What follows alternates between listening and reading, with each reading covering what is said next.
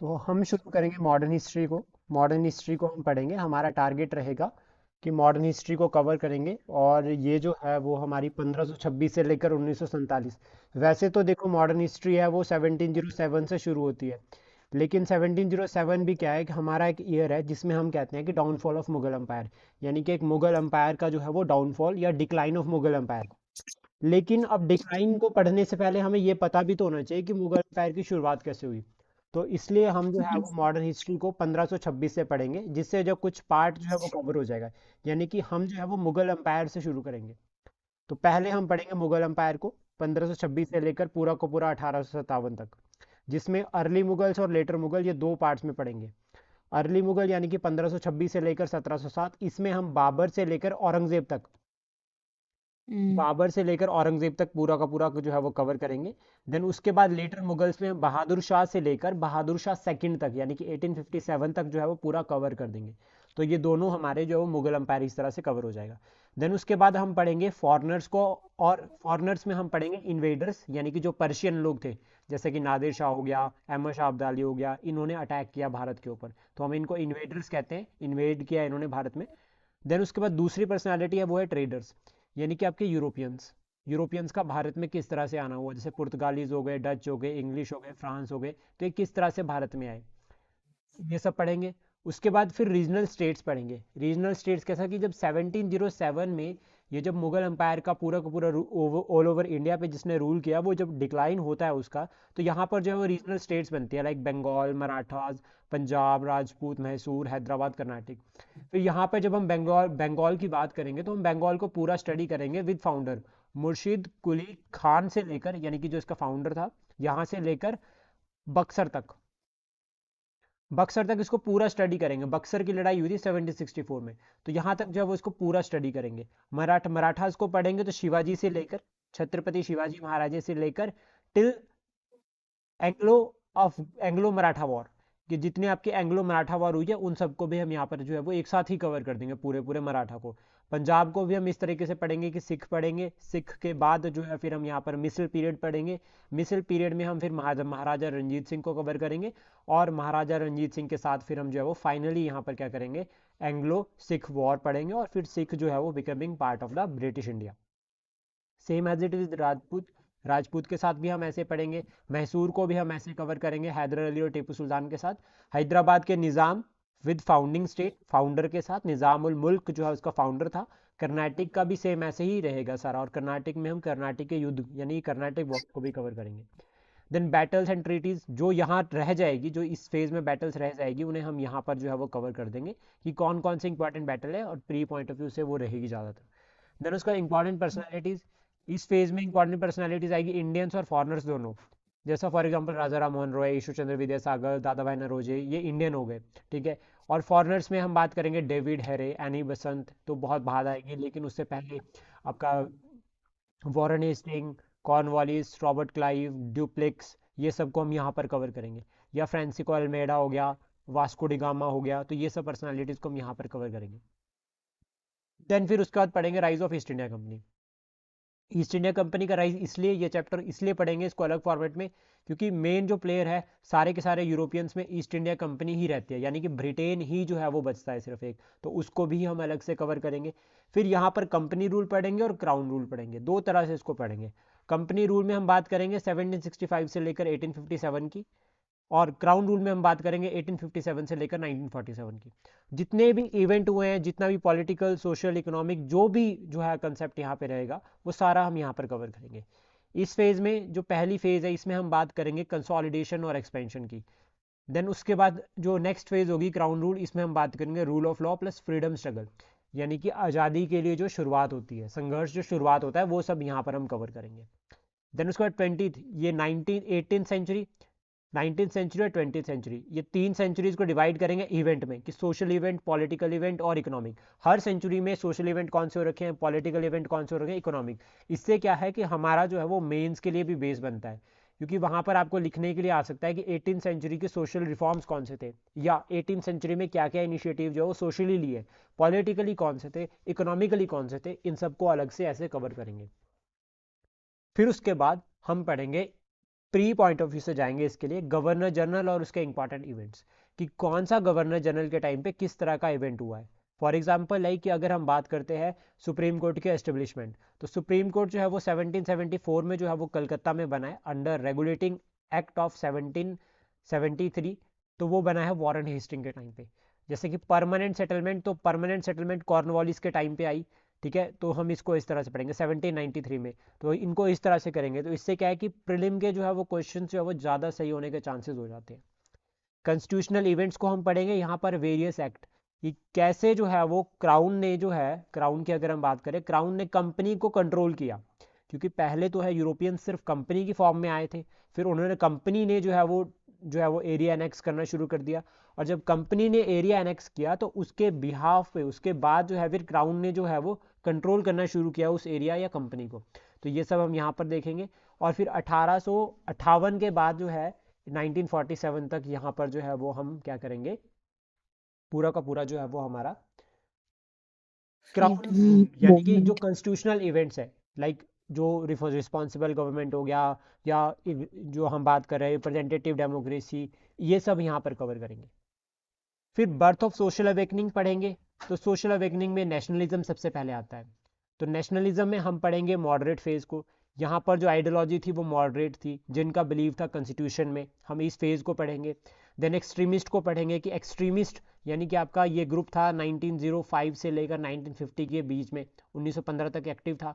ये वाला ग्रुप 1885 से लेकर 1905 तक एक्टिव था, हम इसको पूरा पढ़ेंगे। फिर गांधीयन फेज को पढ़ेंगे, जिसमें गांधी जी की जब एंट्री होती है हमारे फ्रीडम स्ट्रगल में, उसके बाद से लेकर 1947 तक।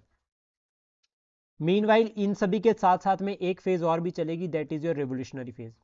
रेवोल्यूशनरीज यानी कि क्रांतिकारी, जैसे भगत सिंह, आजाद गुरु, सुखदेव, ठीक है, और भी बहुत सारे पर्सनालिटीज़ हैं जिनको हम कवर करेंगे। लाइक आपका यहाँ से जो चलेगा चापेकर ब्रदर्स हो गए, या फिर अनुशीलन समिति, वी डी सावरकर, जितनी भी पर्सनालिटीज़ है सबको यहाँ पर कवर करेंगे। यहाँ पर रेवोल्यूशनरी एक्टिविटीज़ को भी हम थोड़ा अलग तरीके से पढ़ेंगे, बंगाल में पढ़ेंगे, फिर मद्रास में पढ़ेंगे, और फिर बॉम्बे में पढ़ेंगे, इस तरह से कौन कौन सी कहाँ पे थी। फिर पंजाब में भी अलग से देखेंगे थोड़ा थोड़ा, ताकि उससे क्या है कि हमारे जो है वो क्वेश्चंस जो है वो सही हो जाए। यहाँ पर हम वेरियस कॉन्स्पिरेंसी केसेस भी पढ़ेंगे, बहुत इंपॉर्टेंट है, कॉन्स्पिरेंसी केसेस से रिलेटेड डायरेक्ट क्वेश्चन पेपर में आता है। और क्वेश्चन जो कुछ इस तरह से बनते हैं कि यहाँ पर जो है वो पूछ लेते हैं कि कौन सी कॉन्स्पिरेंसी से पर्सनालिटी बिलोंग कर रहा है। देन उसके बाद फ्रीडम स्ट्रगल में हम रोल पढ़ेंगे डिफरेंट सेक्शंस का, like student, labour, women, farmers, इन्होंने क्या क्या रोल प्ले किया है। स्पेशली ये सबको इसलिए इंपॉर्टेंट हो जाता है क्योंकि वुमेन का रोल आपसे पूछ सकता है पेपर में, कि गांधीयन जो मूवमेंट थी, गांधीयन जो फ्रीडम स्ट्रगल था, यहाँ पर जो वुमेन का रोल है वो क्या रहा है। फार्मर्स का रोल भी सेम इस तरह से पढ़ेंगे। फिर उसके बाद आउटसाइड इन्फ्लुएंस पढ़ेंगे, लाइक हम ऐसा कहते हैं कि हमारे जो फ्रीडम स्ट्रगल था उसमें आउटसाइड जो है वो इन्फ्लुएंस रही है। तो American revolution, industrial revolution, most important industrial revolution को पूरा कवर अप करेंगे, यहाँ पर देखेंगे कि उसका क्या इन्फ्लुएंस रहा। Russian revolution, French revolution, plus साथ में world war 1 and world war 2, इन दोनों को भी हम कवर करेंगे। फिर उसके बाद ऑर्गेनाइजेशंस देखेंगे कुछ एक इंपॉर्टेंट, कि इंडियन नेशनल कांग्रेस के बनने से पहले, इंडियन नेशनल कांग्रेस जो है वो 1885 में बनी थी, उससे पहले की ऑर्गेनाइजेशन किस तरह से पढ़ेंगे हम पढ़ेंगे बंगाल में कौन सी बनी थी, मद्रास में कौन सी बनी थी, और बॉम्बे में कौन सी बनी थी। कांग्रेस के बनने से पहले अलग अलग जगहों पे बनी थी ऑर्गेनाइजेशन, तो हम उनको यहाँ पर कवर करेंगे। इनके लीडर्स को देखेंगे कि इनके लीडर्स जो थे वो कौन कौन थे। फिर after INC, Indian national Congress के बनने के बाद भी बहुत सारी ऑर्गेनाइजेशन बनी जो पॉलिटिकली एक्टिव थी, सोशली एक्टिव थी, रिलीजियसली एक्टिव थी, फार्मर्स और लेबर, यानी कि फार्म यूनियन, लेबर यूनियन जो बनी, जैसा कम्युनिस्ट पार्टी ऑफ इंडिया ये 1920 में बनी थी, M N रॉय ने इसको बनाया था। All India trade union Congress, ये आपका जो है वो लाला लाजपत राय ने बनाई थी 1920 में, तो ये कवर करेंगे। स्वामी सजानंद सरस्वती ने ऑल इंडिया किसान सभा बनाई थी 1936, तो ये पढ़ेंगे। रिलीजियस की अगर हम बात करें तो अकाली मूवमेंट, ठीक है, तो शिरोमणि गुरुद्वारा प्रबंधक कमेटी, SGPC बनी थी ये, ठीक है। सोशल में अगर हम बात करेंगे यहाँ पर तो बहुत सारी ऑर्गेनाइजेशन आती है, पॉलिटिकल में भी यहाँ पर बनती है, जैसे सर्वेंट ऑफ, सोशल में अगर हम बात करें तो सर्वेंट ऑफ इंडिया सोसाइटी, इसको हम कवर करेंगे। पॉलिटिकल में अगर हम बात करें तो होम रूल लीग या स्वराज्य सभा, तो ये सब हम यहाँ पर कवर करेंगे। उसके बाद ये सब कवर हो जाएगा जब हमारा, तब हम 1947 तक आराम से पहुँच जाएंगे। फिर उसके बाद हम क्या करेंगे, 1765 से लेकर 1947 ईयर वाइज करेंगे। अगर हम बात करें नॉर्मली, तो 1765 में कौन सा इवेंट हुआ है, 66 में क्या हुआ, 67 में क्या हुआ, इंपॉर्टेंट इवेंट, ये सब हम कवर करेंगे पूरा का पूरा 1947 तक। तो ऐसा करते करते जो है वो हमारे कम से कम ज़्यादा नहीं तो 10 से 12 क्लासेस या अप्रॉक्सीमेटली 15 क्लासेस तक जो है वो हम मॉडर्न हिस्ट्री में पहुंच जाएंगे। तो ये हम कवर करेंगे, और शुरुआत जो है वो हम जो है इसकी करेंगे आज मुगल एम्पायर के साथ। क्लियर, सारा समझ आ गया? हाँ जी सर। तो मुगल एम्पायर की जो शुरुआत होती है, ठीक है, मुगल एम्पायर की जो फेज़ है इसमें दो पार्ट्स, ये ऑलमोस्ट मैं आपको बता चुका हूँ कि 1526 से लेकर 1857 के बीच का जितना भी जो अंपायर है उसको मुगल अंपायर कहा गया, यानी कि मुगलों ने जो है वो भारत पर रूल किया। इसकी शुरुआत जो होती है वो होती है फर्स्ट बैटल ऑफ पानीपत के साथ। ये बहुत इंपॉर्टेंट बैटल है। पानीपत यहाँ से कंसेप्ट आ जाता है। पानीपत जो है वो present time is in Haryana, ठीक है। और ये पानीपत जो है वो 3 लड़ाइयों के लिए बहुत इंपॉर्टेंट रहेगा। पानीपत में 3 लड़ाइयाँ हुई है और तीनों ने ही जो है वो भारत का जो फ्यूचर है उसको जो है वो चेंज किया है। तो पहली जो लड़ाई हुई फर्स्ट बैटल ऑफ पानीपत, ये हुई 1526 में। और ये लड़ाई किसके बीच में हुई, बाबर और इब्राहिम लोधी के बीच में। अब सबसे पहला तो ये कंसेप्ट आता है कि बाबर आया कहाँ से या ये इब्राहिम लोधी आया कहाँ से। तो सबसे पहले तो हम बात करते हैं इब्राहिम लोधी की, क्योंकि थोड़ा सा कंसेप्ट है। तो ये जो इब्राहिम लोधी था,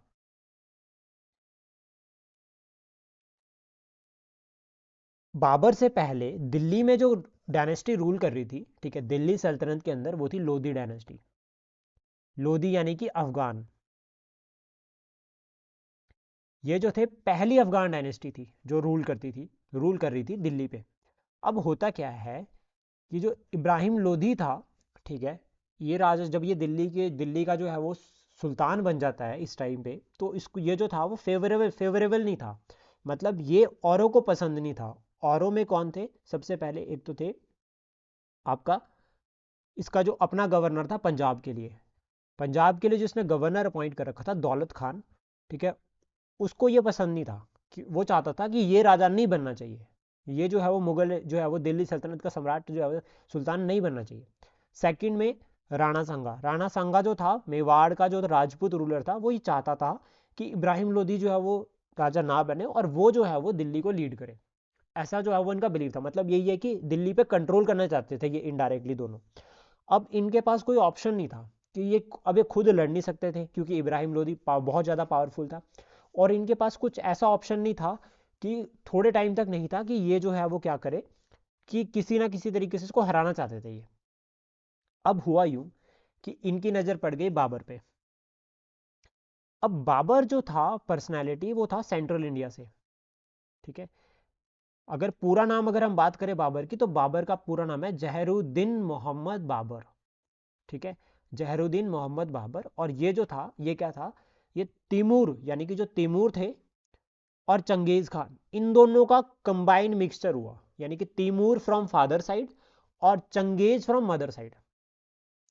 तो इन दोनों का मिक्स जब ये बना, ठीक है, फिर क्या होता है कि यहाँ पे किसके जो फादर थे उमेर शेख मिर्ज़ा, ठीक है, उमर शेख मिर्ज़ा, इनकी जो है वो डेथ हो जाती है। जब कब डेथ होती है, 1494 में। जब इनकी डेथ हो जाती है तो ये रूलर थे उस टाइम पे जो है कि ये रूल करते फरगना में। फरगना जो है वो ईरान में एक प्रोविंस है, यहाँ पर जो है वो रूल करते थे ये। जब इनकी डेथ हो गई तो इमीडिएटली क्या हो गया, बाबर को नया राजा बनना पड़ा। जब बाबर जो है वो एम्परर बन गया, वहाँ का शासक गवर्नर बन गया, तो क्या हुआ, अब बाबर उस टाइम पे 12 साल का था। जब 12 साल का था, 12 साल का लड़का जो है वो राजा बन रहा है, तो जनरली सी बात है कि जो जो अदर स्ट्रांग पर्सनालिटीज होंगी वो रिवोल्ट करेगी। तो ये जो रिवोल्ट होना शुरू होता है, तो वो क्या करते हैं कि बाबर वो प्लान करते हैं कि हम बाबर को मार देंगे और खुद जो है वो राजा बन जाएंगे या खुद जो है वो शासक बन जाएंगे। फाइनली क्या होता है कि बाबर क्या करता है, ट्राई करता है समरकंद, ये रीजन है ईरान में, इसको जीतने की कोशिश करता है। लेकिन जब इसको जीतने की कोशिश करता है तो ये फरगना भी लूज कर जाता है। मतलब ये क्या करता है, समरकंद पे कैप्चर करने की कोशिश करता है, क्योंकि ये बहुत जो है वो फेमस प्लेस था। बाबर सोचता है कि मैं इसको कंट्रोल कर लेता हूँ, लेकिन ये करता है फरगना को लूज कर देता है ड्यू टू रेबिलियन। यहाँ के जो लोग थे वो रिवोल्ट कर देते हैं अगेंस्ट बाबर, ठीक है। उसमें कोई राजा तो कोई अदर पार्टी का लीडर था, उसने रिवोल्ट कर दिया और फाइनली क्या हुआ, फरगना को लूज कर गया। फिर वो क्या करता है, फरगना को जीतने की कोशिश करता है। पहले स्मारकंद को जीतता है, ठीक है, कैप्चर कर लेता है, लेकिन फरगना को लूज कर देता है। फिर क्या करता है, स्मारकंद से बैठ के फरगना पर कंट्रोल करने की कोशिश करता है, लेकिन वो क्या करता है, स्मारकंद को भी लूज कर देता है और फरगना को भी लूज कर देता है। यानी कि बाबर के पास जितनी टेरिटरी थी वो दोनों की दोनों गई, स्मारकंद भी गया और फरगना भी गया। अब बाबर को भी कोई ना राजा था तो उसको कोई ना कोई टेरिटरी चाहिए। होता क्या है कि वो 1504 में कैप्चर कर लेता है काबुल। काबुल प्रेजेंट टाइम पे कहाँ पे आ गया आपका, अफगानिस्तान। इसको कैप्चर कर लेता है। अफगानिस्तान। उसके बाद उसकी नज़र पड़ जाती है इंडिया की तरफ कि ये एक टेरिटरी है। इंडिया भी कौन सी टेरिटरी, लाइक अगर हम इसको इस तरह से बनाएं यहाँ पे मैप में, ठीक है, तो अप्रॉक्सीमेट मैप जो है वो आप अपने अकॉर्डिंग ड्रॉ कर सकते हैं, और मैप ड्रॉ करना सीख ले, बहुत इंपॉर्टेंट है। अब इंडिया में भी अगर हम बात करें, ये वाला रीजन, ये रहा यहाँ पे दिल्ली, ठीक है, और ये, अब ये जो रीजन था यहाँ पर देखो, जैसा मैंने आपको बताया कि ये पंजाब वाला रीजन, पंजाब का जो गवर्नर था दौलत खान, और यहाँ पर बैठा है इब्राहिम लोधी, ठीक है, और यहाँ नीचे इधर पर है आपका मेवाड़, यानी कि आपका राणा सांगा। देखो यहाँ यूनिटी नहीं है, क्यों, क्योंकि देखो दौलत खान बोल रहा है कि मुझे इसको हटाना है, राणा सांगा बोल रहा है मुझे इसको हटाना है। तो कहीं ना कहीं बाबर को अपॉर्चुनिटी दिखती है कि यहाँ यूनिटी नहीं है, और मैं क्या कर सकता हूँ कि जो इंडिया की वेल्थ है उसको लेकर, इंडिया के रिसोर्सेज को लेकर अपना ये स्मारकंद और फरगना, इन दोनों को दोबारा से रीगेन कर सकता हूँ। बाबर कुछ ऐसी प्लानिंग बनाता है। अब बाबर ने तो ऐसी प्लानिंग बना दी, लेकिन ऊपर से क्या हुआ कि उसको इनवाइट कर दिया दौलत खान ने। दौलत खान मतलब पंजाब का गवर्नर, उसने इनवाइट कर दिया, और राणा सांगा ने भी उसको इनवाइट कर दिया अगेंस्ट इब्राहिम लोधी। इन दोनों ने कहा कि आप क्या करो, इनको हरा दो, इन रिटर्न हम आपको सपोर्ट करेंगे, आपका स्मारकंद और फरगना को आप वापस लेकर चले जाना, हम इनको मिल बांट के दिल्ली को बांट लेंगे। प्लानिंग तो कुछ ऐसी थी। हुआ क्या, पहला तो ये रीजन हो गया कि पॉलिटिकली अगर हम बात करें। उसके बाद इकोनॉमिकली अगर हम बात करें कि भारत को जो है वो सोने की चिड़िया कहा जाता था। क्यों, भारत के पास नेचुरल रिसोर्सेज थे, भारत के पास फर्टाइल प्लेन्स थे, भारत के पास पॉपुलेशन अच्छी थी, भारत के पास सोना स्पाइसेस बहुत ज़्यादा थे। तो इससे भी बाबर को जो अट्रैक्शन हुई कि वो इंडिया की तरफ चले। दूसरा अंपायर एक्सपेंशन, कि जब काबुल पे उसने कब्जा कर लिया तो उसके पास छोटा सा रीजन था काबुल। फिर उसको लगा कि अब दोबारा वेस्ट में तो नहीं जा सकता था, क्योंकि फरगना और स्मारकंद बहुत स्ट्रांग थे। तो वो क्या करता है कि ईस्ट की तरफ आना शुरू करता है, और फाइनली क्या करता है कि भारत पे अटैक करता है। एक पॉइंट ये हो गया एम्पायर एक्सपेंशन के अंडर। दूसरा, दौलत खान ने उसको बुलाया, रिसोर्सेज का मैंने आपको बताया कि उसको अपनी टेरिटरी को गेन करने के लिए रिसोर्सेज चाहिए था। तो सबसे पहले क्या होता है इस इवेंट में, वो कैप्चर करता है पंजाब को। सबसे पहले कैप्चर करता है पंजाब को। पंजाब का जो उस टाइम पे गवर्नर था वो था दौलत खान। अब ये दौलत खान, मैंने आपको बताया कि ये पहले ही इसने इनवाइट किया बाबर को, तो ये क्या करता है, सरेंडर करता है और सपोर्ट करता है बाबर को अगेंस्ट लोधी, इब्राहिम लोधी के अगेंस्ट जो है वो सपोर्ट करता है। रिजल्ट क्या हुआ, अब यहां पर जो रिजल्ट आया वो आया फर्स्ट बैटल ऑफ पानीपत, यानी कि बाबर वर्सेस इब्राहिम लोधी। यहाँ पर जो इब्राहिम लोधी की आर्मी थी उसमें 1 लाख ट्रूप्स थे, 1 लाख सोल्जर थे, और 1000 तो हाथी थे। लेकिन बाबर के पास जो आर्मी थी वो थी 12,000 की, लेकिन वो स्किल्ड थी, शार्प स्किल्ड थी। यहाँ से बाबर की विक्ट्री होती है फाइनली। और इसका सिग्निफिकेंस अगर हम बात करें कि फर्स्ट बैटल ऑफ पानीपत का क्या सिग्निफिकेंस रहा, तो यहाँ पर रिप्लेस किया लोधी डायनेस्टी को बाबर ने, और यहाँ पर जो डायनेस्टी जो एस्टेब्लिश करी, नेक्स्ट जो डायनेस्टी वो थी तिमरूड डायनेस्टी। याद रखना, डायनेस्टी बहुत इंपॉर्टेंट है, बाबर की डायनेस्टी कौन सी बनाई पूछते हैं। अब बाबर जीता कैसे, कैसे जो है वो बाबर जीत गया। तो इसका जो पहला पॉइंट आता है वो ये कि बाबर की जो आर्मी थी वो बहुत डिसिप्लिन थी और मॉडर्नाइज्ड थी। कैसे, इसने फॉलो किया Rumi warfare method. Rumi warfare method को उसने इंट्रोड्यूस किया। रूमी वारफेयर मेथड है एक डिफेंसिव वारफेयर मेथड, लाइक इस तरह से खाइयाँ खोदो, ऐसे शिफ्टों में खाइयाँ खोदो, और यूनिट में जो है वो डिवाइड कर दो, और इस खाइयों में जो है फिर सोल्जर्स को रखा होता था, और ऊपर से इसने यूज़ किया गन पावर को। तो खाई खोद कर गन पावर का यूज़ करके जो है वो क्या है कि आराम से जो शूट डाउन करना रहा दूर से, जिससे क्या है कि डिफेंसिव मतलब खुद का बचाव सबसे पहले इसने कोशिश करी, और इसने गन पावर का बहुत अच्छा इस्तेमाल किया। उस्ताद अली और दूसरा मुस्तफ़ा, ये दो पर्सनैलिटीज़ थे इसके पास जो जिनके पास जो वो गन पावर का इन्होंने बहुत अच्छा। और दूसरा कि जो बाबर की जो तोपें थी वो ऊंटों के ऊपर छोटी छोटी लदी हुई थी, तो उनकी पोजीशन चेंज हो जाती थी, तो it become easy to defend. कि दूसरों के जो गोले, दूसरी साइड से जो तोप के गोले आ रहे हैं, उनसे बचा जा सकता था, क्योंकि ऊंट को मूव करा जा सकता था इजीली। तो ये जो है वो यहाँ से जो है वो कहीं ना कहीं जो है ये सब पॉलिसीज उसको हेल्प करती है, और वो पानीपत की लड़ाई जो है वो जीत जाता है। जब पानीपत की लड़ाई जीत गया, अब यहाँ से बात आती है दिल्ली का पैसा बांटने की। दिल्ली तो डिसाइड ऐसा हुआ था, दौलत खान ने भी बोला था कि आप क्या करोगे, जीतोगे वापस चले जाओगे। राणा सांगा ने कहा था कि आप जीतोगे वापस चले जाओगे। लेकिन हुआ ये कि राणा सांगा मदद नहीं करता। राणा सांगा इस प्लानिंग में था कि ये दोनों में से कोई भी जीते, थर्ड पार्टी मेरी, थर्ड पार्टी मैं करूंगा और जो बचेगा उसको मैं मार दूंगा। लेकिन उल्टा हुआ यूं कि राणा सांगा, मतलब राणा सांगा, ठीक है, और बाबर, इन दोनों के बीच में दुश्मनी बन गई। और फिर फाइनली बाबर वहां इब्राहिम लोधी से जीत गया। अब जाना तो उसको वापस चाहिए था, लेकिन वो क्या करता है, दिल्ली पर ही रहने का सोच लेता है कि मुझे दिल्ली में ही रहना है। अब इससे दौलत खान को तो, दौलत खान ने तो चुपचाप सरेंडर कर दिया था, उसका कोई इशू नहीं हुआ। लेकिन राणा सांगा वॉज अगेंस्ट, राणा सांगा इसके अगेंस्ट हो गया।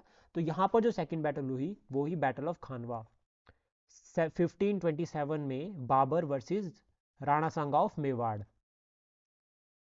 अब एक कारण तो ये हो गया कि पहले उसने सपोर्ट नहीं किया, फिर बाद में जो है वो लड़ाई हो गई। दूसरा कारण ये था कि देखो, बीच में है राजस्थान, इधर है गुजरात और इधर है दिल्ली, ये इस तरह से है।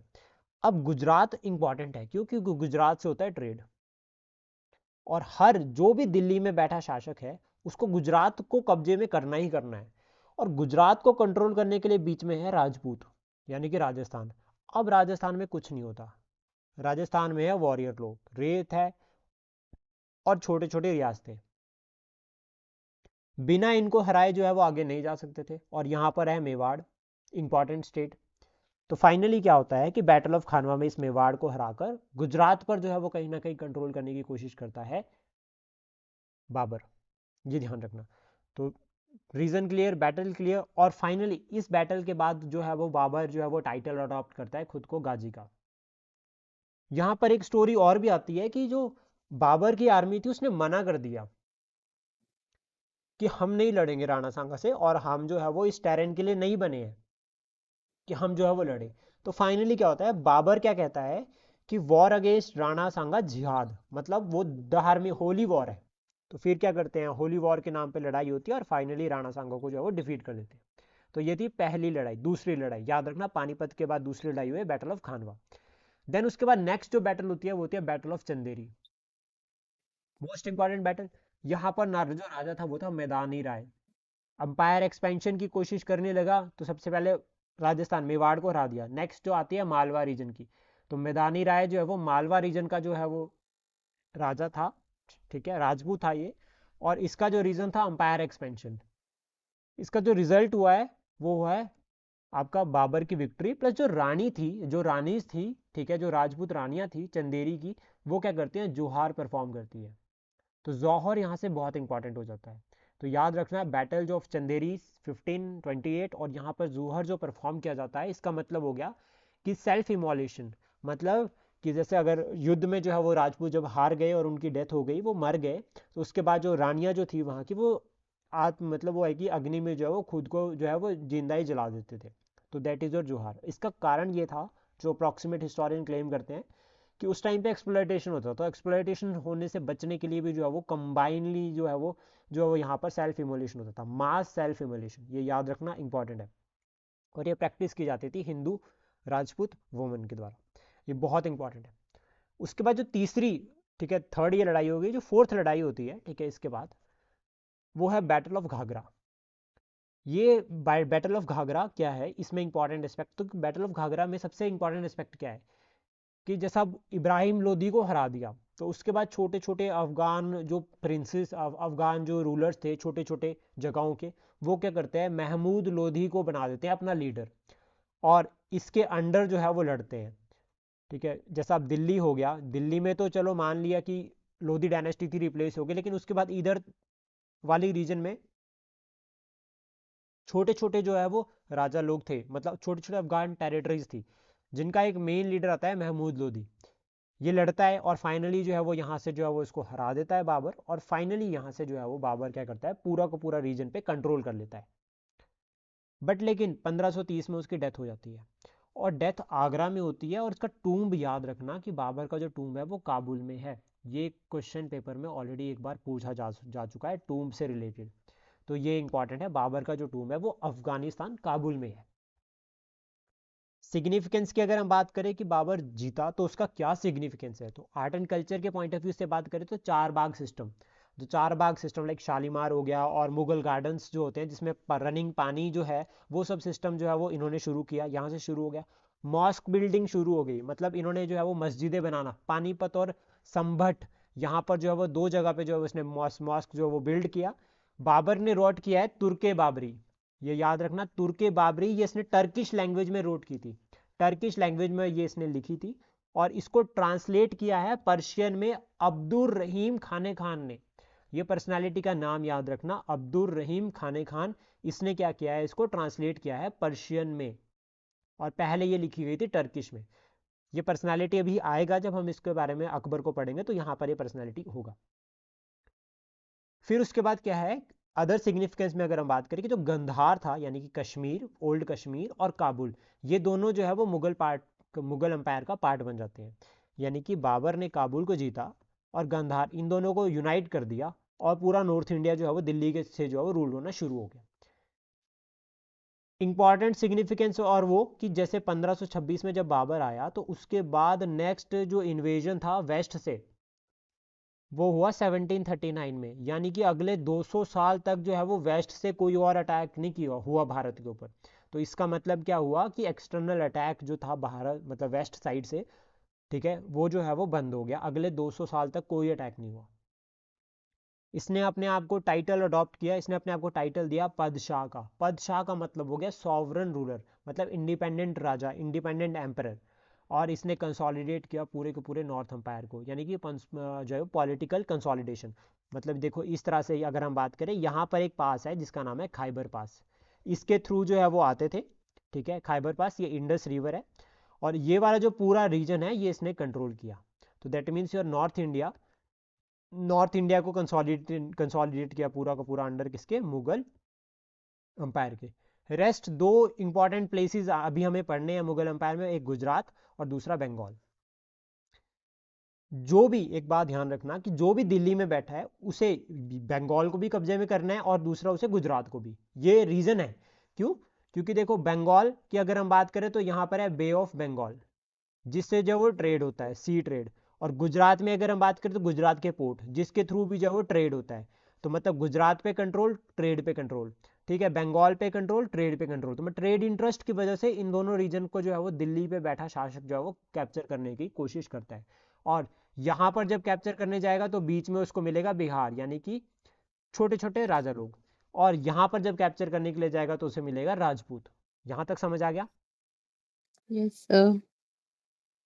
अब नेक्स्ट जब क्या होता है कि 1530 में जब डेथ हो जाती है बाबर की, तो उसके बाद जो राजा बनता है वो बनता है हुमायूं, इसका सबसे जो है वो एल्डेस्ट सन था।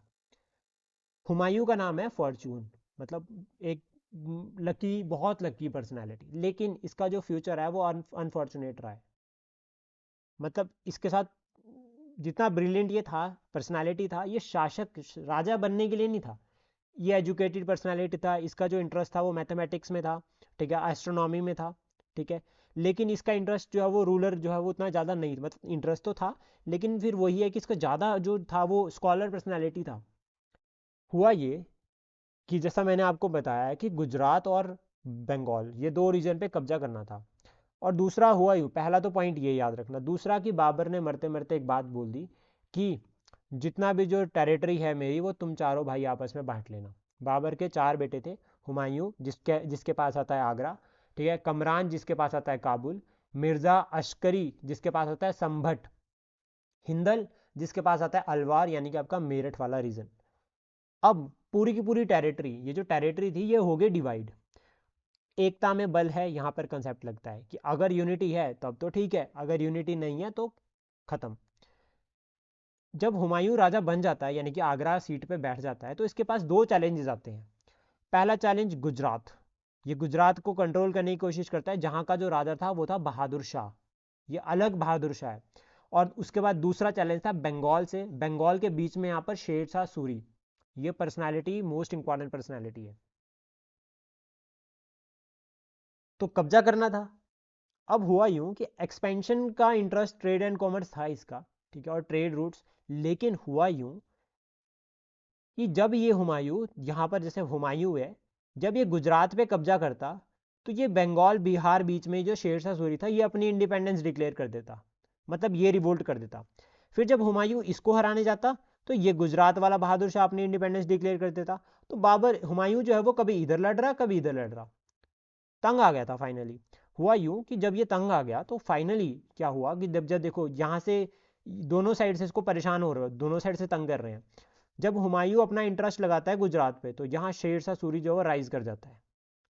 इन रिटर्न जब हुमायूं आता है शेरशाह सूरी को डिफीट करने के लिए, और होता यह है कि बैटल ऑफ चौसा 1539 में हुमायूं जो है वो शेरशाह सूरी से हार जाता है। जब ये इसे हार गया तो ये क्या करता है, अपने भाइयों के पास जाता है, बोलता है कि यार मेरी हेल्प कर दो, मेरा जो रीजन है वो चला गया, मेरा जो क्षेत्र है जिस पे मैं रूल कर रहा था वो गया। भाई नहीं मदद करते। ठीक है, फाइनली क्या होता है, हिंदल थोड़ी सी कोशिश करता है, हिंदल हेल्प करता है, लेकिन जो नेक्स्ट बैटल होती है बैटल ऑफ कनौज, शेरशाह सूरी के साथ दूसरी बैटल 1540 में, इसमें हुमायूं जो वो अपना पूरा जो रीजन था वो हार जाता है और अपनी जान बचाकर जो है वो एक नदी को तैर कर जो है वो क्रॉस करके जो है वो कहाँ पहुंच जाता है, मतलब भाग जाता है, और यहां से क्या करता है दिल्ली लेफ्ट कर देता है और ईरान जो है वो वापस चला जाता है। 1540 में वो क्या करता है, दिल्ली को छोड़कर चला जाता है, यानी कि दिल्ली पे जो नई डायनेस्टी आ जाती है बीच में, वो आ जाती है सुर डायनेस्टी। ये बहुत इंपॉर्टेंट डायनेस्टी है। सुर डायनेस्टी ने जितने भी रिफॉर्म्स किए वो आज भी जो है वो हमारे जो है वो एडमिनिस्ट्रेशन का पार्ट है। तो देखो पहले तो राजा बना, फिर राजा बना मतलब एम्परर बना, एम्परर बना, फिर उसके बाद अपना लॉस्ट कर गया रीजन। ठीक है, पहले तो परेशान होता रहा दोनों तरफ से, गुजरात से और बंगाल से। फिर उसके बाद अपना 1540 में रीजन भी गया, भाइयों ने मदद नहीं करी। जब वापस जा रहा होता है तो उस टाइम पे शादी करता है और फिर जो है वो अकबर जो है वो पैदा होता है। ठीक है, वो यहाँ पर कंसेप्ट हम अकबर के 1542 में हम उसको भी कवर करेंगे। जब ये वापस चल जाता है तो फिर क्या होता है सर कि ये दोनों बैटल शेरशाह सूरी के साथ ही हुई? हाँ, ये दोनों बैटल शेरशाह सूरी के साथ ही हो चौसा रखी है। और ठीक है, कन्नौज। हाँ, ये याद रखना, चौसा और कनाज बहुत इंपॉर्टेंट है। अब होता क्या है कि जब ये वापस चल जाता है, देखो जब ये हारा तो उस टाइम पे सुर डायनेस्टी का था इंपॉर्टेंट रूलर, मतलब बहुत स्ट्रांग रूलर था। लेकिन जब ये जीता तो सुर डायनेस्टी का रूलर कमजोर था।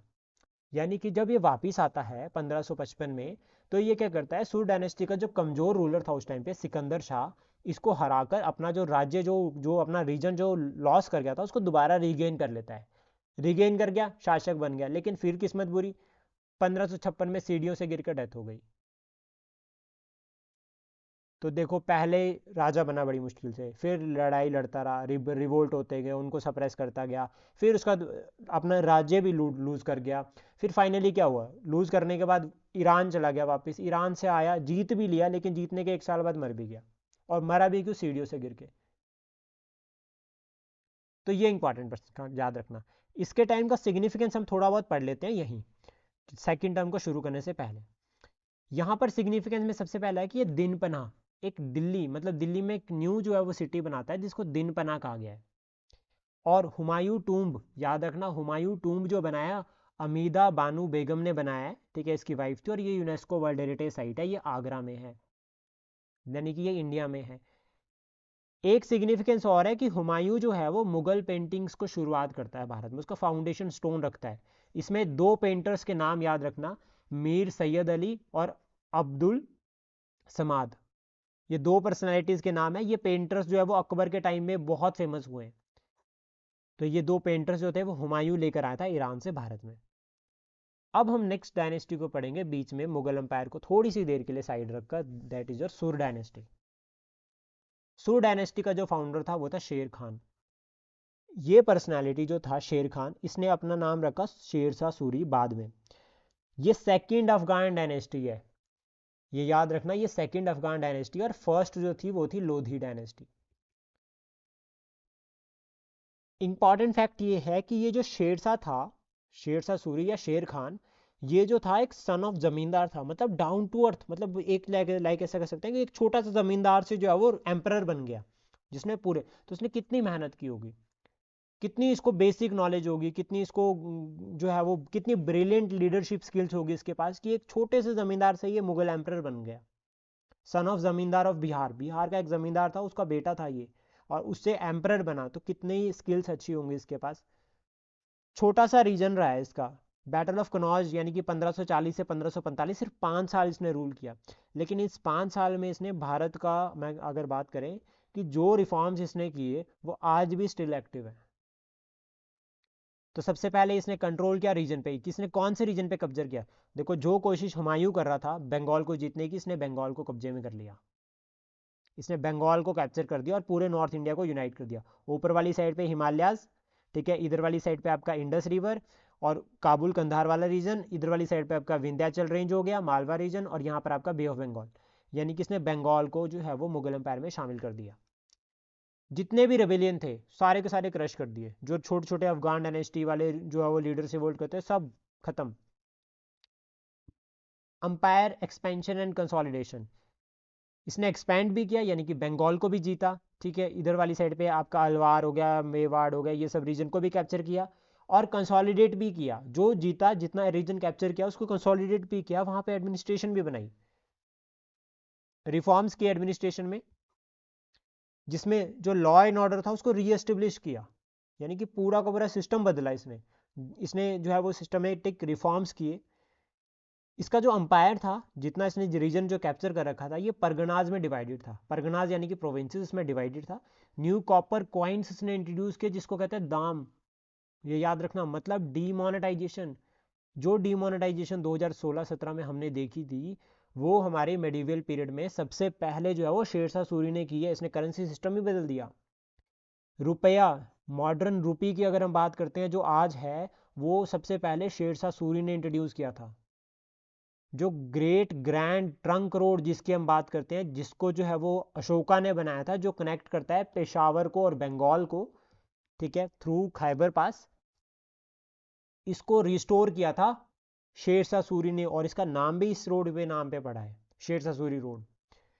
इसने ट्रेड एंड कॉमर्स को प्रमोट किया, ट्रेड एंड कॉमर्स को प्रमोट करने के लिए इसने सराय बनाई, यानी कि रेस्ट हाउसेज, जिससे जो है वो यात्री जो ट्रेडर्स थे उनको जो है वो रात में रेस्ट करने के लिए, प्लस ब्राह्मण्स को जो है उनका जो है वो खाना पानी की व्यवस्था करने के लिए जो वो इंचार्ज बनाया। लूट मार ना हो इसलिए उसने पुलिस वाले अपॉइंट करे, ठीक है, जिसकी रिस्पॉन्सिबिलिटी विलेज हेड की होती थी सारी की सारी। अपने पूरे के पूरे रीजन में, पूरे के पूरे जितना एरिया इसके पास कंट्रोल था, उसमें इसने रोड एंड नेटवर्क को एस्टेब्लिश किया, यानी कि इंफ्रास्ट्रक्चर डेवलपमेंट। तो ये इंपॉर्टेंट हो जाता है, ये याद रखना। साथ में इसने कस्टम ड्यूटीज लगाई, कस्टम ड्यूटीज आज के टाइम पे लगती है मॉडर्न टाइम पे, तो वो ड्यूटीज इसने लगाई। एक सिस्टम था दाग एंड चेहरा सिस्टम, ये याद रखना, ये इसने इंट्रोड्यूस नहीं किया था लेकिन इसने इसको रिवाइव किया था, और ये इंट्रोड्यूस किया था अलाउद्दीन खिलजी ने। चेहरे का मतलब हो गया आइडेंटिटी कार्ड, जो आज आइडेंटिटी कार्ड मिलते हैं, दाग मतलब ब्रांडिंग, कि कौन सा जो है वो घोड़ा जो है वो लड़ाई के लिए अवेलेबल है, कौन सा नहीं है, तो ये सिस्टम जो है वो इसने इंट्रोड्यूस किया। इसने पुराना किला बिल्ड किया, ये याद रखना, पुराना किला जो है वो दिल्ली में है, और उसके बाद है रोहतास फोर्ट, ये रोहतास फोर्ट जो है वो यूनेस्को वर्ल्ड हेरिटेज साइट है और ये पाकिस्तान में है। तो ये दो जो है इसने बिल्डअप किए। इसके टाइम पे, शेरशाह सूरी के टाइम पे, पद्मावत एक वर्क था, पद्मावत जिसके ऊपर पद्मावत मूवी भी बनी है, मलिक मोहम्मद जैशी ने ये कंप्लीट किया है शेरशाह सूरी के टाइम पे। उसके बाद अब्बास खान सरवानी, इसने जो है वो तारीखे शेरशाह सूरी लिखी है, तारीखे शेर शाही, सॉरी, तारीखे शेर शाही जो है वो इसने लिखी है, ये याद रखना। इतना ब्रिलियंट लीडर था, लेकिन रिलीजियस भी टॉलरेट था नो डाउट, लेकिन नॉट अबॉलिश जजिया, जजिया को जो है इसने अबॉलिश नहीं किया है। जजिया क्या है, रिलीजियस टैक्स है जो नॉन मुस्लिम्स के ऊपर लगता था, इसको अबॉलिश नहीं किया है, तो ये याद रखना। इसकी एडमिनिस्ट्रेशन की अगर हम बात करें तो देखो मैंने आपको बताया कि पुराना किला इसने बिल्डअप किया, दूसरा मलिक मोहम्मद जैशी ने पद्मावत जो है वो फेमस वर्क उसको कंप्लीट किया। इसके जो ऑफिशियल्स थे, ठीक है, जो सेंट्रल एडमिनिस्ट्रेशन सिस्टम थी, इसमें देखो दीवाने वजीर यानी कि रेवेन्यू एंड फाइनेंस का हेड, दीवाने अजर यानी कि आर्मी का इंचार्ज, दीवाने रिसल्लत यानी कि फॉरेन मिनिस्टर, दीवाने इंशा मिनिस्ट्री ऑफ कम्युनिकेशन, ठीक है, और ब्रेड ये जो है वो बारिड जो अगर हम बात करिए इंटेलिजेंस ग्रुप का हेड होता था, ठीक है। और उसके बाद जो शेर शाह सूरी का अंपायर था वो सरकार सूबा परगनाज में डिवाइडेड था। सरकार सूबा परगना ये याद रखना, इसमें जो है वो डिवीजन थी, इसमें सरकार सूबा परगना। जो चीफ शिक्तदार, ये लॉ एंड ऑर्डर, जो आपका लॉ एंड ऑर्डर देख रहा है दैट इज जो chief शिक्तदार।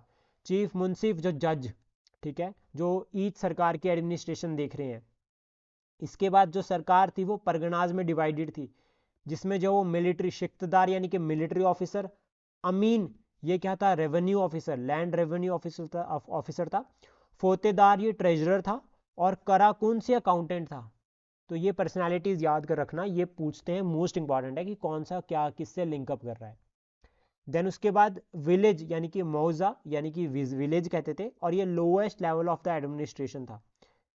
There were also many administrative unit that is called iqta. Iqta system जो है वो दिल्ली सल्तनत में आ रखा है, यानी कि आपका प्रोविंसेस, ठीक है, जिसमें जो है वो आपका इक्तदारी सिस्टम जो है वो आता है प्रोविंसेस से रिलेटेड। ये याद रखना, इसको दिल्ली सल्तनत में बहुत अच्छे से कवर करेंगे। देन उसके बाद लैंड रेवेन्यू सिस्टम की अगर हम बात करें यहाँ पे, तो यहाँ पर आपका रेवेन्यू ऑफिसर्स थे जिनको अमील कहते थे। अमील ये याद रखना, रेवेन्यू ऑफिसर। दूसरा कानूनगो, ये पोस्ट आज भी जो है वो हमारी जो है वो जो है वो एडमिनिस्ट्रेशन का पार्ट है, जो क्या करता है, सारे सारे ऑफिशियल इंचार्ज होता है मेंटेनिंग लैंड रेवेन्यू रिकॉर्ड। जितना भी रेवेन्यू रिकॉर्ड्स है सारा का सारा मेंटेन करता है, दैट इज योर कानूनगो। कानूनगो, तो ये कानूनगो, पटवारी, ये सब जो है वो पोस्ट जो है यहाँ इसके टाइम पे क्रिएट हुई है। आज हम लैंड सर्वेज की बात करते हैं, वो भी विया ड्रोन्स, लेकिन इसने भी करवाए थे। तो जो क्रॉप सिस्टम इसने इंट्रोड्यूस किया था, जो क्रॉप रेट्स इसने डिसाइड किए थे कि कितनी किस फसल के लिए क्या क्या प्राइस होना चाहिए, उसके लिए सबसे पहले इसने लैंड सर्वे करवाए। उन लैंड सर्वे के अकॉर्डिंग जो है वो आपका जो है वो टैक्स लगेगा। तो देखो उस टाइम पे इसने इतने सारे मेजर्स लिए। इसके बाद इसने क्या किया, improve land revenue system, adopt किया इसने यहाँ पे लैंड असेसमेंट एवरी ईयर, यानी कि हर साल क्या करेंगे, हम क्या करेंगे, जब्ती है हर साल मेजरमेंट होगी, फिर हर साल प्राइस डिसाइड होगा। जो लैंड थी उसको डिवाइड किया 3 पार्ट्स में, गुड मिडल एंड बैड, मतलब गुड मिडल एंड बैड, और उसके अकॉर्डिंग ही जो है वो टैक्स लगेगा। और टैक्स में भी 1/3 ऑफ द शेयर जो है वो टैक्स कलेक्ट किया जाता था जो है वो। और वो टैक्स कलेक्शन जो थी या तो सैलरी में होगी यानी कि कैश क्रॉप में होगी, या फिर कैश या क्रॉप, या तो आप डायरेक्ट पैसा दे सकते हो या आप 1/3 क्रॉप दे सकते हो। तो ये याद रखना बहुत इंपॉर्टेंट है। मेजरमेंट सिस्टम था लैंड, अगर हम बात करें लैंड का, इसने बात करा कि लैंड सर्वे, तो उसके लिए गजे सिकंदरी, और एक गजे सिकंदरी 32 पॉइंट का था। तो ये याद रखना, ये भी बहुत इंपॉर्टेंट है। पट्टा सिस्टम इंट्रोड्यूस किया इसने। पट्टा सिस्टम का मतलब होगा amount each peasant had to pay, मतलब कि पत्ता सिस्टम में कि ये पत्ता क्या हुआ, एक अमाउंट हो गया जो हर एक पीजेंट को पे करना पड़ेगा। दूसरा उसके बाद है कबूलियत। कबूलियत मतलब काइंड ऑफ डिग्री या एग्रीमेंट, डीड ऑफ एग्रीमेंट, कि हाँ इतना आपको कबूल है, इतने परसेंट आप शेयर दोगे ही दोगे। न्यू सिल्वर कॉइन मैंने आपको बता दिया जिसको दाम कहते थे, और ये सर्कुलेशन में थे। दाम जो है वो ब्रिटिशर्स ने भी जो है वो इसको कंटिन्यू रखा, और 1835 तक ये एक्टिव थे। ये बहुत इंपॉर्टेंट है। ग्रेट ग्रैंड ट्रंक रोड मैं आपको बता चुका हूँ, इंपॉर्टेंट हो गया ये, तो ये याद रखना इंपॉर्टेंट है।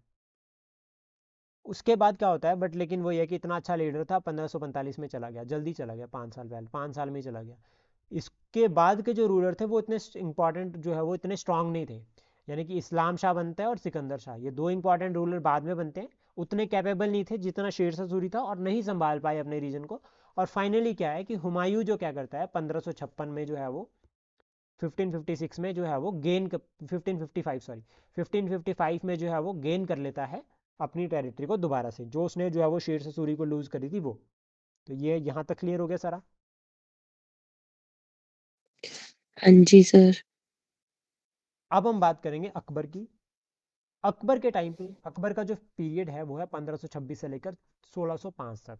1556 सॉरी 1556 से लेकर 1605। इंपॉर्टेंट सबसे पहले इसका जो नाम अगर हम बात करें तो Jalaluddin Mohammad Akbar, brightest star of the Mughal empire इसको कहते हैं।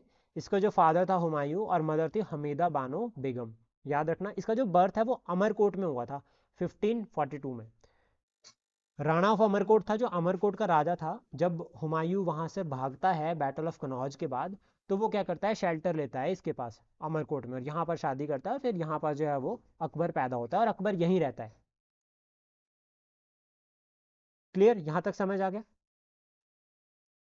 अब हाँ जी सर। अकबर की वापसी, यानी कि अब देखो क्या हुआ कि जब हुमायूं मर गया उस टाइम पे अकबर जो था वो यहाँ पे अमरकोट में था, यानी कि अकबर जो है वो दिल्ली में नहीं है, ये बात ध्यान रखना, ठीक है?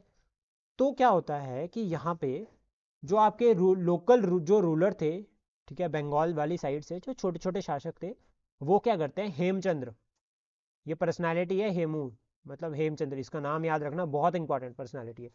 ये क्या करता है, दिल्ली को ना सीज कर लेता है, ये दिल्ली, और इसके बाहर आ गया हेमचंद्र।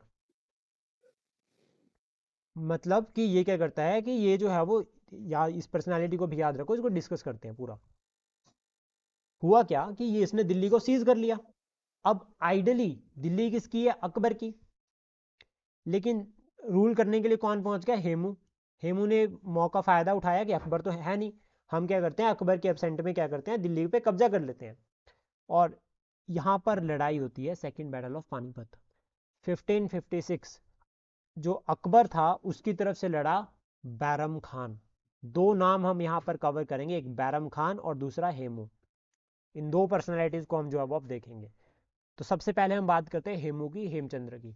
हेमचंद्र जो है वो मोस्ट पावरफुल था, पहली बात ध्यान रखना। दूसरा, last Hindu emperor of India. एक हिस्टोरियन जो है इसको क्लेम करते हैं कि he was the last Hindu ruler, Hindu emperor of India रहा है। और इसने फॉलो किया था किसको, पृथ्वीराज चौहान को। इसका बर्थ हुआ था ब्राह्मण फैमिली में। और आदिल शाह ऑफ बंगाल, जो आदिल शाह जो रूलर था, ठीक है, ये याद रखना, आदिल शाह, आदिल शाह सुल्तान भी इसको हम कहते हैं, इसके अंडर जो है उसने सीरीज ऑफ बैटल, मतलब बहुत सारी लड़ाइयां लड़ी और कोई भी लड़ाई नहीं हारी। हेमचंद्र एक ऐसा पर्सनालिटी था, इसने कोई भी बैटल जो है वो हारी ही नहीं थी। ये पर्सनालिटी हो गया। दूसरा हो गया बैरम खान। अब एक तरफ वो राजा था जिसने कोई बैटल हारी नहीं, और दूसरी साइड पे वो पर्सनालिटी था जो इतना वफादार था कि अकबर जो है उस टाइम पे छोटा था, अपॉर्चुनिटी उसके पास थी कि वो खुद राजा बन जाता, खुद एम्परर बन जाता, लेकिन वो इतना वफादार था हुमायूं का कि उसने क्या किया कि जब हुमायूं की डेथ हुई दिल्ली में, तो वहां अमरकोट में उसने अकबर को मुगल एम्परर डिक्लेयर कर दिया। दैट मीन्स मुगल एम्पायर के लिए वफादारी। बैरम खान शिया मुस्लिम था, और इसका जो पुराना नाम था वो था बैरम बेग। इसको खाने खान का टाइटल दिया था अकबर ने, याद रखना। और जब अकबर के साथ इसके रिलेशंस अच्छे नहीं बनते हैं तो उस टाइम पे अकबर इसको कहता है कि आप रिटायरमेंट ले लो और मक्का चले जाओ। ये मक्का चले जाते हैं, लेकिन मक्का जाने जाते जाते बीच में जब वो अफगान जो थे इनको मार देते हैं। फिर इनकी जो वाइफ थी और इनका जो बेटा था, वाइफ के साथ अकबर शादी कर लेते हैं जिसका नाम था सलीमा सुल्तान बेगम। और इनका जो बेटा था वो था अब्दुल रहीम खाने खान। वो अब्दुल रहीम खाने खान जिसने पर्शियन में तुर्के बाबरी को पर्शियन में ट्रांसलेट किया था, तुर्किश टर्किश लैंग्वेज से, वो है ये अब्दुल रहीम खाने खान। तो ये याद रखना, इंपॉर्टेंट है। अब बात करते हैं बैटल की। ये बैटल की थोड़ी सी स्टोरी हम देख लेते हैं। हुआ यूं कि सेकंड बैटल ऑफ पानीपत है ये 1556 में। इस बैटल की कहानी ये है कि बैटल हेमचंद्र जीतने वाला था, लेकिन हुआ यूं कि हेमचंद्र बैठा था हाथी के ऊपर, और कहीं से उसकी जो है वो आंख में आके तीर लग गया, जिसकी वजह से वो घायल हो गया, और फाइनली क्या हुआ, नीचे गिर गया और उधर से वो मर गया। तो ये कंसेप्ट यहाँ पर याद रखना, कंसेप्ट ऑफ आई, की आंख का फोक, मतलब बहुत फोक, लाइक हमारा जो लक्ष्य है वो बिल्कुल क्लियर होना चाहिए। देन उसके बाद हम बात करते हैं अकबर की। अकबर के टाइम पे हमें जो पढ़ना है, एक तो इसका एक्सपेंशन, किसने एक्सपेंशन किया और कंसोलिडेशन दोनों। अकबर का जो नाम था, ठीक है, मरने के बाद जो नाम रखा वो गया अर्श अर्शयानी, इसका नाम रखा गया। ये सुन्नी इस्लाम को इसने फॉलो किया है, याद रखना। दिन लाही, तौहीद लाही, ये सब इसके इंपॉर्टेंट वर्क है जो हमें पढ़ने हैं। राजपूत रूलर, यानी कि Rajput rulers plus Rajput policy Akbar की। अकबर की राजपूत पॉलिसी में एक तो दोस्ती कर लो, जिसमें मनसब आता है, मनसबदारी हम पढ़ेंगे, इसको कवर करेंगे। और दूसरा उसके बाद इसकी मैरिज पॉलिसी, ज़्यादा नहीं तो शादियां कर लो, मैरिज पॉलिसी तो हम इसको जो है वो कवर करेंगे, ठीक है। ये यहाँ ये ध्यान रखना।